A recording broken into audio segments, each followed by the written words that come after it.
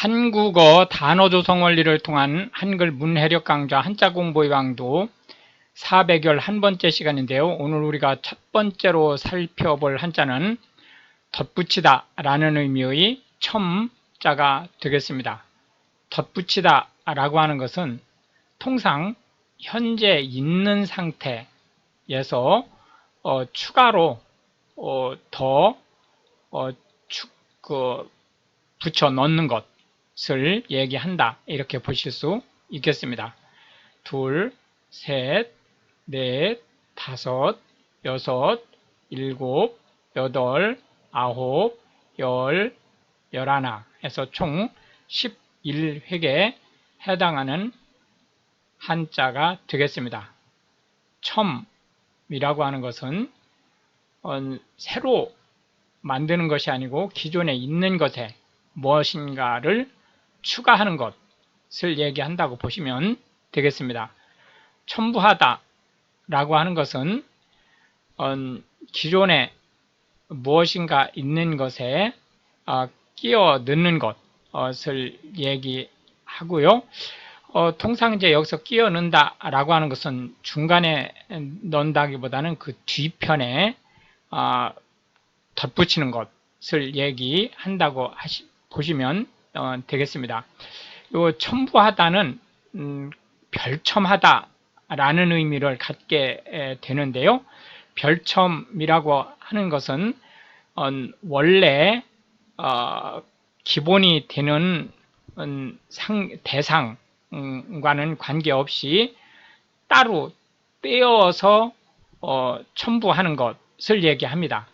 첨가하다라고 하는 것은 통상적으로 첨부하다 라는 말과 같은 말로 쓰고 있습니다만은, 특히 첨가하다라고 하는 것은 음식을 만든다든지 이럴 때 양념을 추가로 넣는 것처럼 그 내용물 안에 들어가서 완전히 섞이는 형태의 첨부를 특히 첨가라는 말을 쓴다라고 보시면 되겠고요.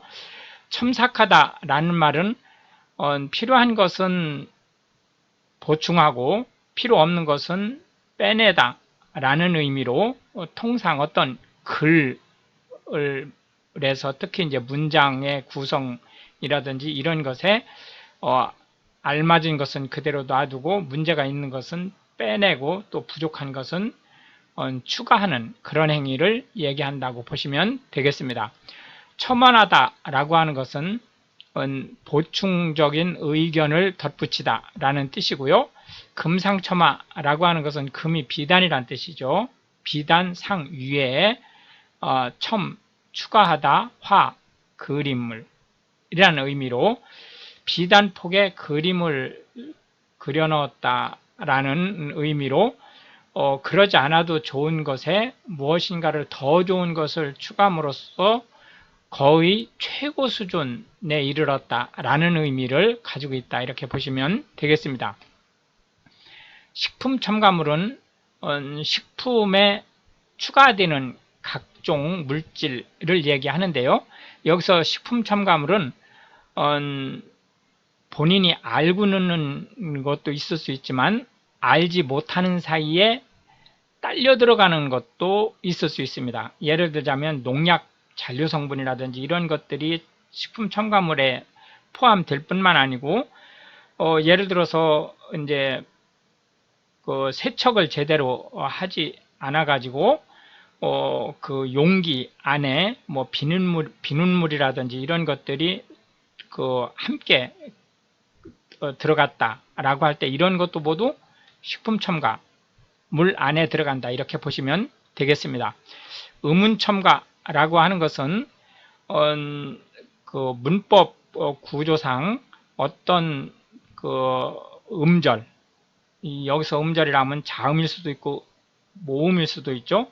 이런 것들이 이제 끼어 들어가는 것을 얘기하는데요. 예를 들어서 윗입술 할 때 그 니은이 추가된다든지 또는 그 모음이 추가로 들어가서 에요가 예요로 발음이 된다든지 이런 것들이 모두 의문 첨가에 들어간다고 볼 수 있겠습니다.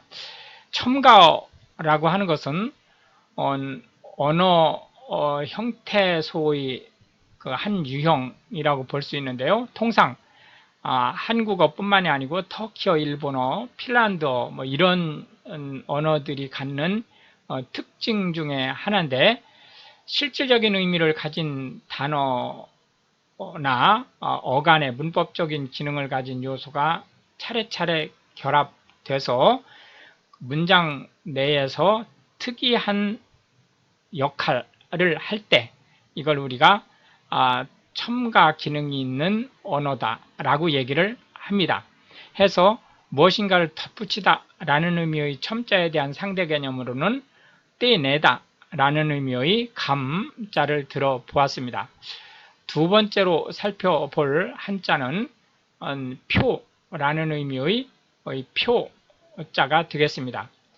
여기서 표라고 하는 것은 어떤 권리라든지 이런 것들을 나타내기 위한 하나의 그 간이 증표라고 이제 보시면 되겠죠.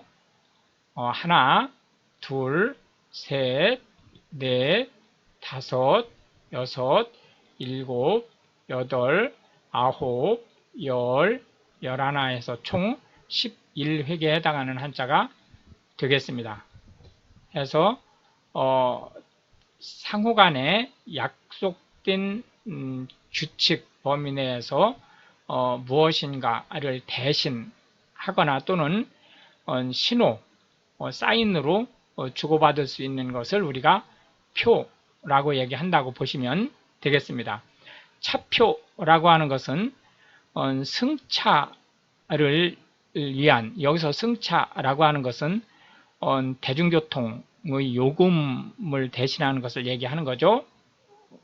우표라고 하는 것은 우체국에서 그 편지라든지 또는 그 소포라든지 이런 것들을 보내기 위해서 그 붙이는 요금을 냈다라고 하는 것, 그 표시로 붙이는 하나의 유가증권을 얘기합니다. 수표라고 하는 것은 현금을 대신해서 쓸 수 있는 증표로 통상 은행에서, 거래은행이죠. 그 거래은행에서 이제 현금으로 대신 지급을 해주는 기능을 한다, 이렇게 보시면 되겠습니다. 공수표라고 하는 것은 지급이 거절된 수표라는 의미인데, 실질적으로 현대 한국어에서 공수표는 그런 의미를 물론 가지고 있죠. 그러나 그것보다는 오히려 실현될 수 없는 약속이라는 의미로 더 많이 쓰이고 있다, 이렇게 보시면 되겠습니다. 투표라고 하는 것은 민주주의 국가에서 의사결정, 정책적 의사결정이나 또는 공무를 담당할 고위직 공무원을 선출하는 데 자기 의사를 표시하는 행위를 얘기합니다. 사표라고 하는 것은 당선되지 않은 나머지 후보들한테 그 던져진 표, 투표를 얘기하는 거고요. 꼬리표라고 하는 것은 예를 들어서 어떤 제품의 제조에 관련된 전반적인 그 설명을 붙인 로트나 또는 그 짐이 어떤 경로를 통해서 어디에서 붙여서 어디로 가는지에 대한 그런 그 표시라든지 이런 것들을 얘기하는데요.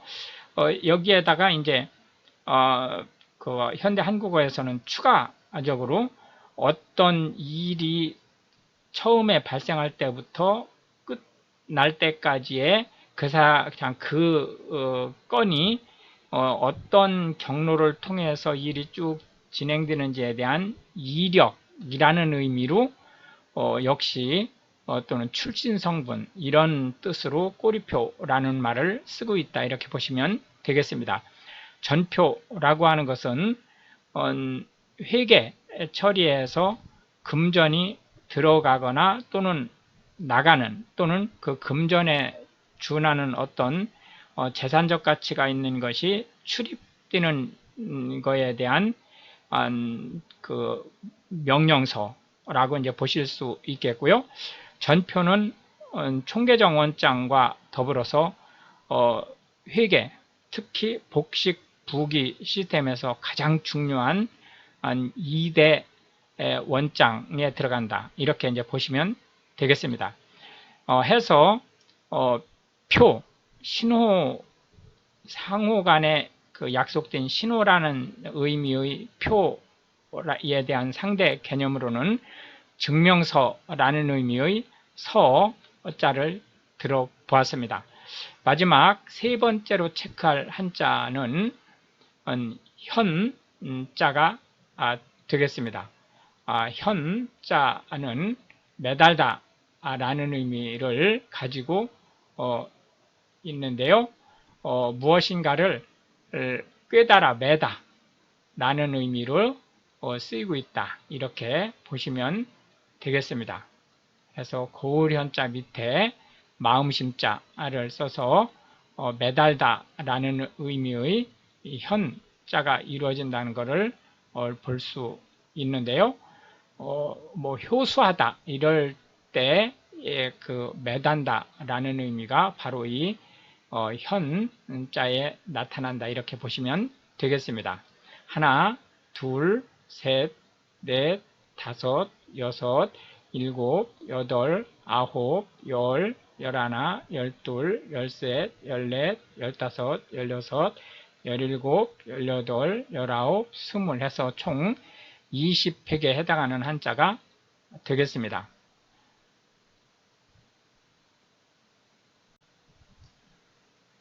현안이라고 하는 것은 일종의 당면 과제라는 말과 같은 의미로 쓰이고 있는데요. 현재 해결되지 않은 문제라는 뜻을 가지고 있습니다. 현판이라고 하는 것은 어떤 기업이나 기관이나 이런 단체 등의 건물이라든지 또는 그 룸 앞에 공식적으로 표시된 하나의 사인보드를 얘기합니다. 현수막이라고 하는 것은 통상 헝겊업에 캐치플레이스라든지 이런 것들을 이제 인쇄를 해서 여러 사람한테 게시하기 위해서 만든 것을 얘기하고요. 통상 우리가 배너라고 하면 현수막보다는 길이라든지 이런 데 옆에 세워놓을 수 있는 입식 현수막을 배너라는 말로 더 많이 쓰고 있다. 이렇게 보시면 되겠습니다. 현수교라고 하는 것은 양쪽에 이렇게 기둥을 세우고 이 기둥에 줄을 매단 다음에 이 줄에서 상판을 지지시키는 다리를 얘기합니다. 통상 우리가 그 현수교와 비교해서 사장교라는 걸 볼 수 있는데요. 사장교는 가운데에 기둥을 세우고 이 기둥에서 줄을 이렇게 내려준 다음에 이 줄에 상판을 연결하는 식의 연결다리를 사장교라고 얘기를 합니다. 통상 현수교는 우리나라에서 남해대교를, 사장교는 우리나라에서 이제 서해대교를 대표적인 다리로 볼 수 있겠죠. 이연령, 비연령이라고 하는 것은 이제 통상 한국의 이제 진보 세력들에서 주로 볼 수 있는 현상들인데, 코에 걸면 코걸이, 귀에 걸면 귀걸이다라는 거로 내가 할 때는 똑같은 현상을 놓고도 이래서 옳고, 남이 할 때는 똑같은 일을 하더라도 저래서 그러다라는 이론을 얘기한다고 보시면 되겠습니다. 현상금이라고 하는 것은 어떤 일을 일이 추진이 될 때 그 일에 대한 방안을 돈을